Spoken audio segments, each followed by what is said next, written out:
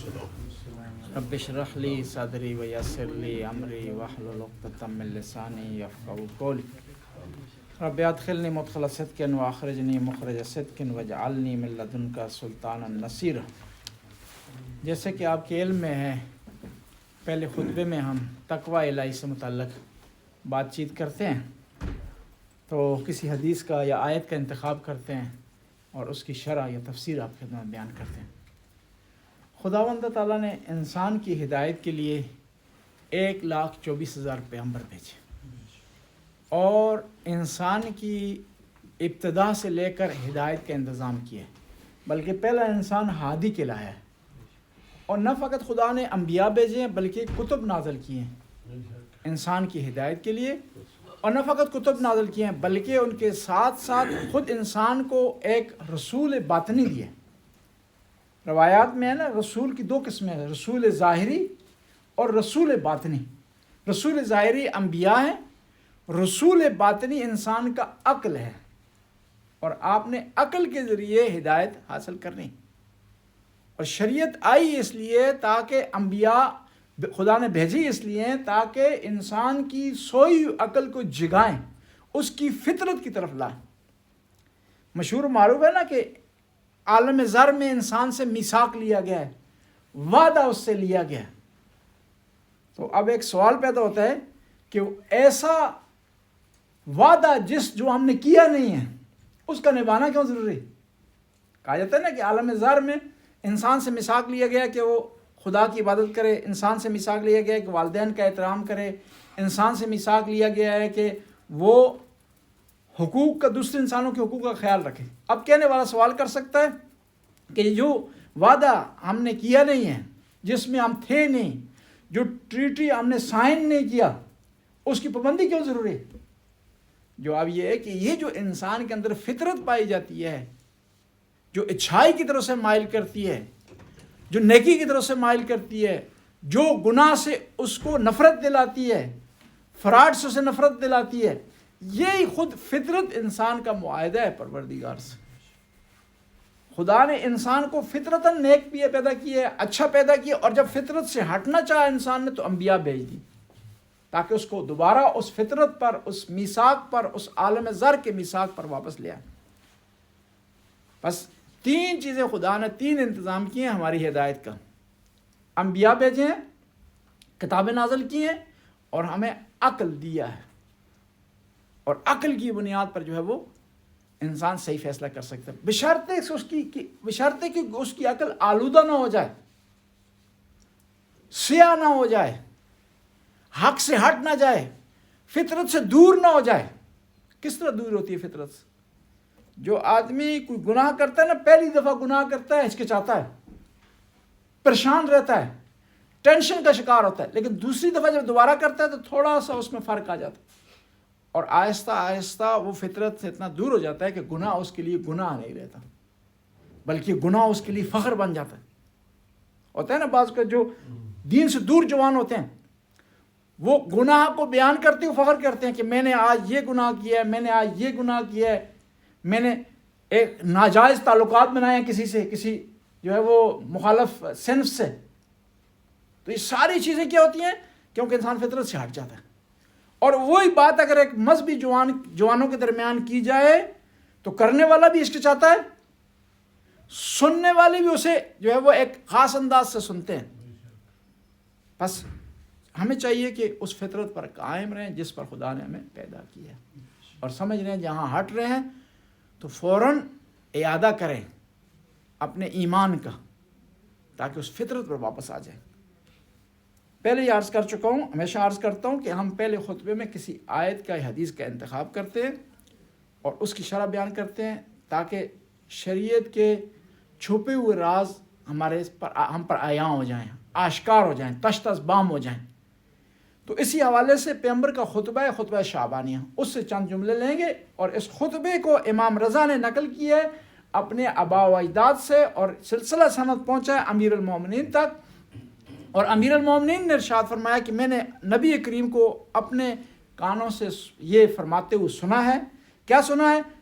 کہ امیر المومنین ارشاد فرماتے ہیں کہ پیغمبر نے ارشاد فرمایا ایھا الناس انہ قد اقبل علیکم شہر اللہ بالبرکۃ والرحمہ والمغفرہ، کہ اے لوگو سن لو، اللہ کا مہینہ تمہاری طرف آ رہا ہے برکتیں لے کر، رحمتیں لے کر اور مغفرت لے کر.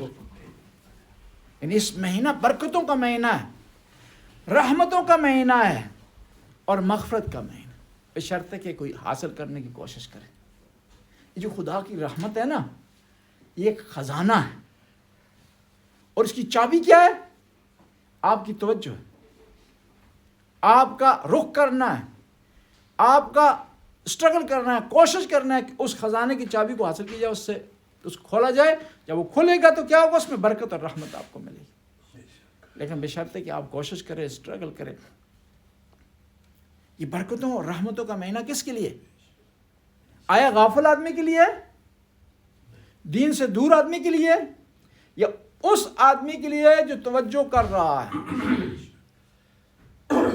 روایت کا مفہوم ہے، اور مجازاً یہ جملہ عرض کیا جاتا ہے کہ جب آپ خدا کی طرف ایک قدم بڑھاتے ہیں تو خدا آپ کی طرف 10 قدم چل کے آتا ہے، سمجھانے کے لیے، ورنہ خدا چلتا نہیں. جی خدا چلتا نہیں ہے. خدا جسم نہیں رکھتا کہ انسان کہے کوئی چلتا ہے، یا مثلا وہ کہیں عرش پر بیٹھا ہوا ہے یا دکھائی دیتا ہے.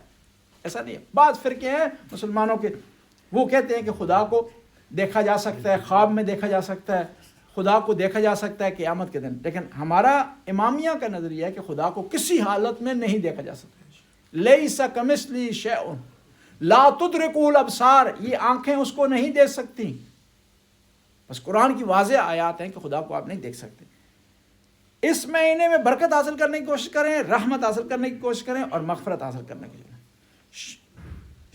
شہر وعند اللہ افضل الشہور، یہ ایسا مہینہ ہے کہ خدا کے نزدیک تمام مہینوں سے افضل ہے. تمام دنوں سے کون سا دن افضل ہے؟ جمعہ کا دن.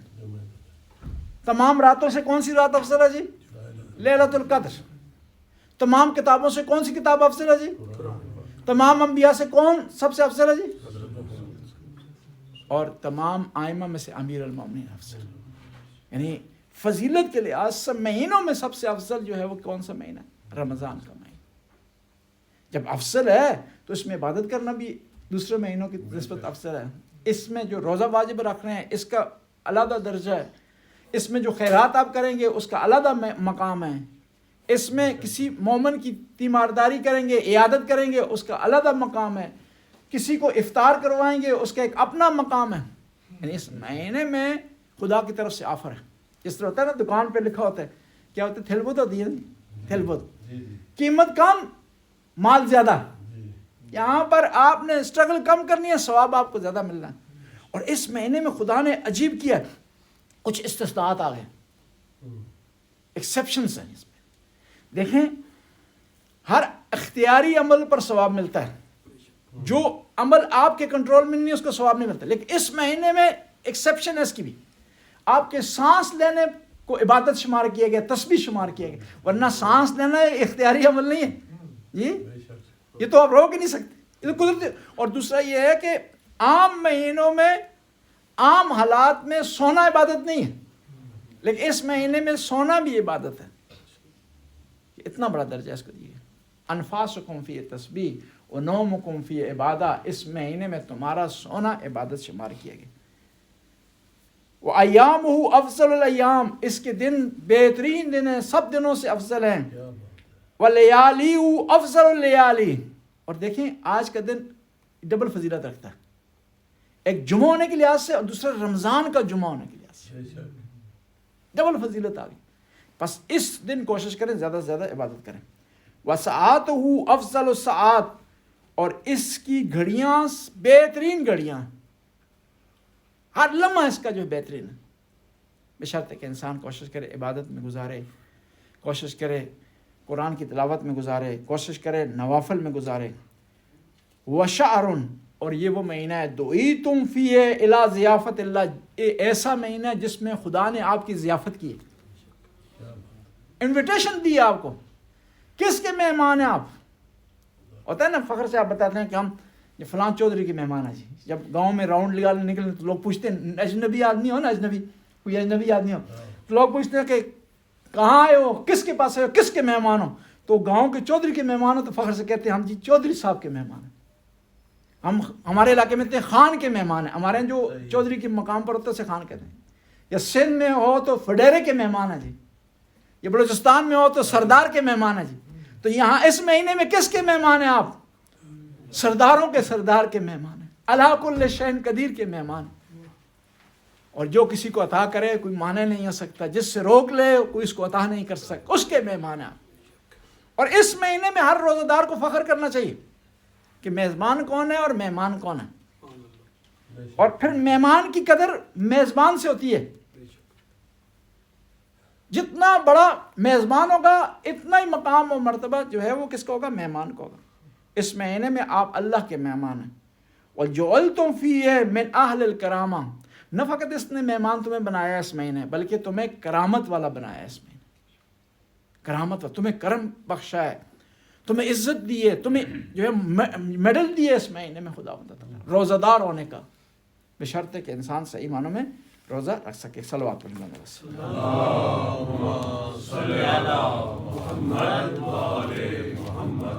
بسم اللہ الرحمن الرحیم.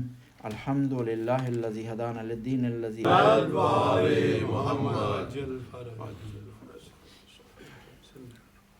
بسم اللہ الرحمن الرحیم. جیسے کہ آپ کے علم میں ہے, دوسرے خطبے میں ہم بات چیت کرتے ہیں واقعات سے جو اس مہینے میں تاریخ کے دوران رونما ہوئے ہیں.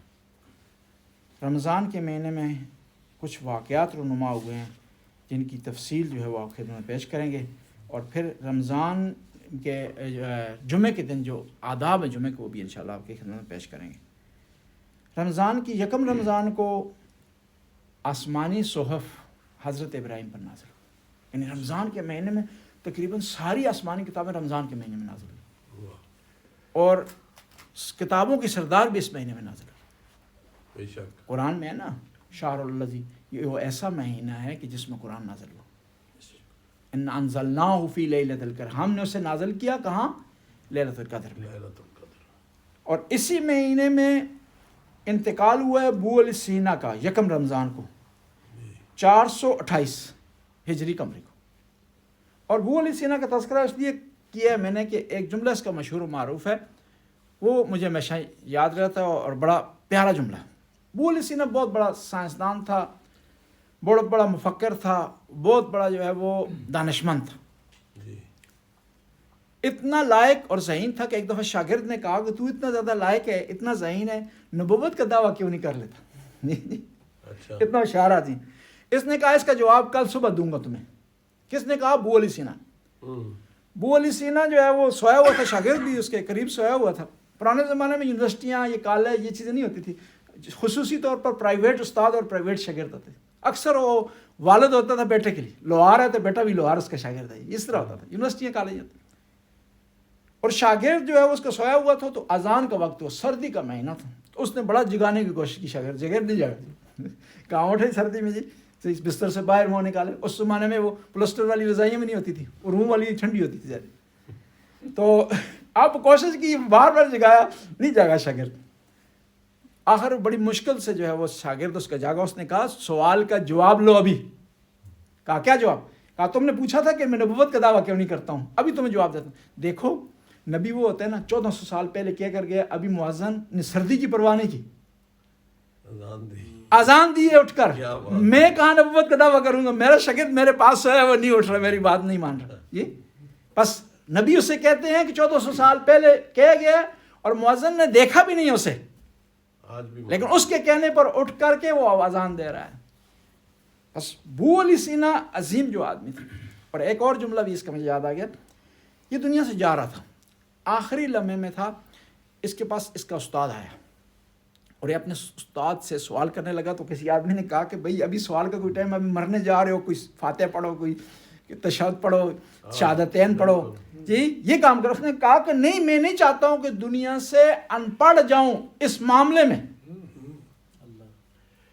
ہمیں اس وقت جو اپنی پڑی ہوتی ہے نا جی، یا رشتہ داروں کو اپنی پڑی ہوتی ہے، کوئی رو رہا ہے، کوئی یہ کر رہا ہے، کوئی پریشان ہے، کوئی اس نے کہا کہ میں چاہتا ہوں کہ علم حاصل کر کے دنیا سے جاؤں. یعنی یہ لوگ تھے جو علم کی قدر کرتے ہیں اور قدر کرتے تھے. اور علم کی قدر کرنا انسانیت ہے، کتاب کی قدر کرنا انسانیت ہے. میں کہا کرتا ہوں نا، یہ بعض اوقات لوگ قرآن کو جلاتے ہیں نا، یہ انسانیت سے خارج ہے. کتاب جلانے کے لیے نہیں ہوتی، جو کتاب بھی ہو، کتاب علم ہے، دانش ہے، نالج ہے، اس کو جلایا نہیں جاتا. حتیٰ اگر کتاب آپ کو پسند نہیں ہے نا، پھر بھی اس کو پڑھنا چاہیے کہ کیا کہہ رہی ہے. بس جو آدمی کتاب کو جلا رہا ہے وہ دانش اور علم سے دور ہے، وہ جاہل ہے. اور جو آدمی اس پر حملہ کر رہا ہے کھلے میدان میں، اس سے بڑا جاہل ہے. جی، ایک آدمی جو ہے وہ غیر مہذب ہے، وہ جاہل بن گیا ہے، وہ بیوقوف بن گیا ہے. تو آپ نے انسانیت والا کام کرنا، اس کو دلیل سے جواب دیں، اس کو عمل کر کے جواب دیں، اور اس کو اگنور کریں. یہاں ہوتا ہے جب اعلان ہوتا ہے کہ بھائی یہ کتاب قرآن کو جلائیں گے، آپ لوگ نہیں جائیں گے نا، تو وہ آئے گا 5 منٹ یا اپنا خباست کر کے چلا جائے گا. لیکن آپ 300 آدمی اکٹھے ہو جائیں گے، اس نے گھنٹہ لگانا ہے یہ، اور پھر آپ اس پر حملہ کریں گے. تو آپ کی اس خبر کو اگر پہلے 10 گورے پڑھ رہے تھے نا، تو 100 گورا پڑھے، اور وہ اس کو پچھلی بات بھول جائے گی کہ اس نے قرآن جلایا ہے، اس نے علم جلایا ہے، اس نے مسلمانوں کی توہین کی ہے، اس بھول جائے گی. اس کے ذہن میں صرف بات ہوئے گی کہ یہ آدمی آیا تھا، اس نے یہ کام کرنے کی کوشش کی، تو مسلمان نے اس پر حملہ کیا ہے. وہ صرف بات اس کے ذہن میں. بس ہم کیا ہیں؟ ہم وارث ہیں علماء کے، ابو علی سینا کے، البیرونی کے، ان بڑی بڑے لوگوں کے وارث ہیں. معصومین کی بات ہی نہیں کرتے. یہ لوگوں نے علم پھیلایا ہے اور علم حاصل کرنے کی کوشش کی. تو ہمیں بھی علم پھیلانا چاہیے، علم کی بات کرنی چاہیے، علم کے مطابق کسی کو جواب دینا چاہیے. 4 رمضان کو 413 ہجری قمری وفات ہوئی ہے شیخ مفید کی.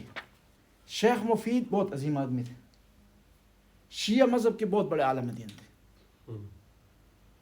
بلکہ بعض تعبیروں میں بتایا جاتا ہے کہ معصومین کے بعد جو بڑی ہستیاں گزری ہیں ان میں سے شیخ مفید کا شمار ہے. مشہور و معروف واقعہ ہے، شیخ مفید نے خواب میں دیکھا کہ بی بی فاطمہ زہرا تشریف لائی ہے،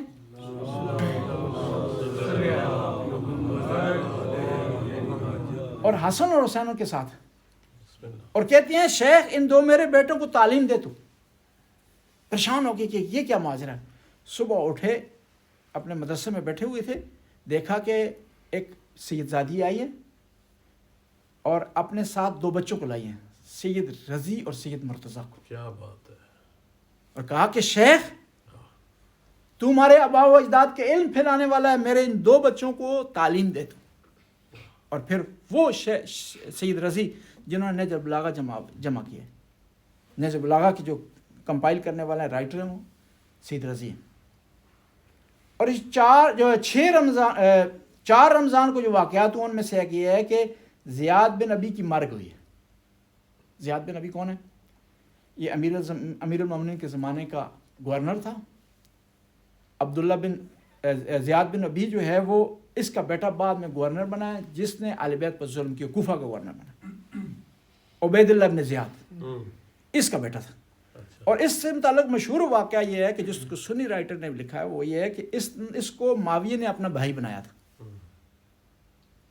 اور پھر وہ اس نے داستان جو بیان کی تھی بھائی بنانے کی، وہ داستان بھی ایک قسم کی فحش قسم کی داستان.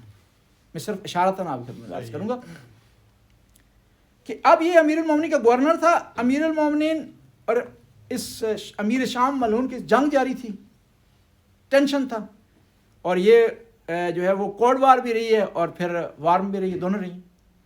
تو اس نے اس گورنر کو اپنے ساتھ ملانے کے لیے کیا کیا؟ کہا کہ تو میرا بھائی ہے، اور بھائی ثابت کرنے کے لیے گڈریا کو گواہی کے طور پر لایا ہے.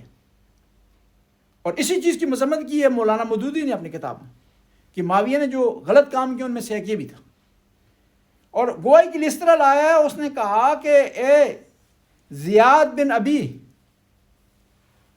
ایک دفعہ کا واقعہ ہے کہ ابو سفیان نے مجھے کہا کہ آج مجھے جو ہے وہ گناہ کرنے کی طلب ہے، منہ کالا کرنے کی طلب ہے، تو میرے لیے انتظام کر. تو میں تیری ماں کو لے گیا تھا اس کے پاس. یعنی اس لیے اس کو زیاد بن ابی کہا جاتا تھا. اس کے 3 نام ہیں, زیاد بن ابی, زیاد بن سمیہ, زیاد بن ابو سفیان. یعنی اس کے باپ کا پتہ نہیں تھا, اس وجہ سے اس کا نام اس طرح مشہور ہے. زیاد بن ابی کا مطلب یہ ایسا زیاد جو اپنے باپ کا بیٹا ہے, یعنی پتہ نہیں اپنے باپ کا جو بھی ہے. دوسرا زیاد بن سمیہ, یعنی سمیہ کا بیٹا ہے کہ ماں کا نام اس کا یاد کیا جاتا ہے. تیسرا یہ کہا جاتا ہے کہ زیاد بن ابی سفیان, اس گواہی کے مطابق اسے معاویہ نے اپنا بھائی بنایا اور اس کو کہا کہ تم میرے باپ کے جو ہے وہ بیٹے ہو, یہ چیز کہہ کر کے اس نے اسے اپنا بھائی بنایا تھا. اور مولانا مودودی نے اور بعض علماء نے یہ لکھا ہے کہ معاویہ کے غلط کاموں میں سے ایک غلط کام یہ ہے کہ اسلام کہتا ہے الولد للفراش وللعائر حجر, کہ بیٹا جو ہے نکاح کے ذریعے ثابت ہوتا ہے, زنا کے ذریعے ثابت نہیں ہوتا. اور زانی اگر کہتا ہے کہ فلاں آدمی میرا بیٹا ہے تو زانی بیٹا اس کا بیٹا نہیں بن جائے گا, بلکہ اس کو کیا حجر, اس کو سنسار کیا جائے گا. اور یہ وہ آدمی ہے ملعون جو کہ امیر المومنین کا ساتھ چھوڑ کر کے معاویہ کے پاس چلا گیا تھا. زیاد بن ابی مشہور و معروف اس کا واقعہ تاریخ میں. اسی طرح 4 رمضان کو سید مرتضیٰ عسکری کی وفات ہوئی ہے. انہوں نے بہت کتابیں لکھی ہیں اور 3 کتابیں ان کی مشہور ہیں. معالم المدرستین, انہوں نے 2 اسکول آف تھاٹ کو جو ہے وہ بیان کیا, ان کی اختلاف کو بیان کیا, کہاں سے شروع ہوا, شیعہ اسکول آف تھاٹ یا سنی اسکول آف تھاٹ. اور ایک اور کتاب انہوں نے بڑی پیاری لکھی ہے. سنی اکثر جو ہمیں یہ بلیم دیتے ہیں کہ شیعہ جو ہے وہ ان کو جو بنانے والا ابن سبا, تو انہوں نے اپنی کتاب میں ثابت کیا ہے کہ یہ ایک افسانہ ہے ابن سبا, کوئی آدمی بھی ابن سبا نامی کا کوئی آدمی بھی نہیں تھا. اور تیسری جو ہے انہوں نے کتاب بہت اچھی لکھی ہے کہ عائشہ فی تاریخ, کہ تاریخ میں جو ام المومنین حضرت عائشہ کا کردار جو ہے وہ واضح کر کے انہوں نے لکھا دلائل کی روشنی میں. اور انہی کی ان کتابوں کی بنیاد پر ایرانیوں نے جو فلم بنائی تھی امیر المومنین سے متعلق, سید مرتضیٰ کی کتابوں اور ان کے ریفرنس کی بنیاد پر جو ہے وہ فلم بنائی گئی تھی ایران میں. اور اسی طرح 6 رمضان کو تورات نازل ہوئی حضرت موسیٰ پر. بس رمضان کے مہینے میں جو واقعات ہوئے ہیں 6 رمضان تک آپ کی خدمت میں بیان کیا. انشاءاللہ اگلے جمعے کو باقی جو ہے ماشاءاللہ جی. سلامت رہے مومنین سارے. اللہم صلی علی محمد وآل محمد.